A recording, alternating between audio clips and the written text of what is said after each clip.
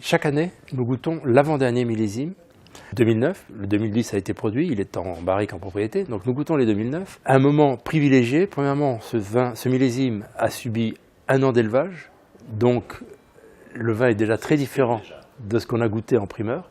Il commence déjà à montrer beaucoup plus ce qui va devenir plus tard. Et deuxièmement, on ne va plus pouvoir le goûter pendant pratiquement 1 an, parce que il va être préparé pour la mise, qui va avoir lieu dans 6 mois, et 6 mois après la mise, il va avoir ce qu'on appelle, nous à Bordeaux, la maladie de la bouteille. Donc c'est-à-dire qu'il va lui falloir un peu de temps pour se remettre après ce traumatisme de la mise en bouteille. Et donc pendant 1 an, on ne pourra pratiquement plus goûter les 2009. Donc maintenant, c'est un moment privilégié. Donc à ce moment-là, nous invitons les propriétaires dont nous avons acheté et vendu leur vin en primeur, et exclusivement ceux-là. Et en même temps, on fait venir toute la presse française et internationale. Il y a aujourd'hui quand même 7 pays représentés, point de vue presse et blogueurs.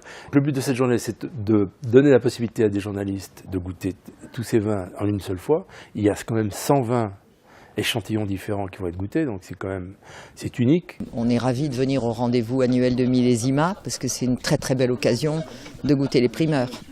Enfin les primeurs de l'an dernier, mais encore plus cette année puisqu'il s'agit des 2009. 2009, année mythique s'il en est. C'est une possibilité de dégustation comparative qui est rare. Moi j'ai été impressionnée par les Pessac, mon appellation, et par les Saint-Émilion. Bon, parce que à ce stade, les grands Pauillac, dans la fraîcheur du chai, sont encore un peu fermés.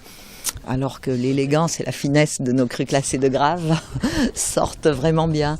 Et quant aux Saint-Émilion, ils sont toujours très charmeurs et ils ont déjà un nez qui est presque ouvert, alors que certains autres, du côté des Cabernets, de l'autre rive, donc de la rive gauche, sont plus sur la réserve.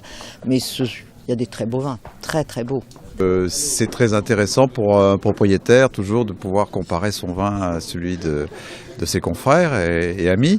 Donc c'est ce qu'on fait aujourd'hui et ça permet de s'étalonner un peu. Voilà, donc.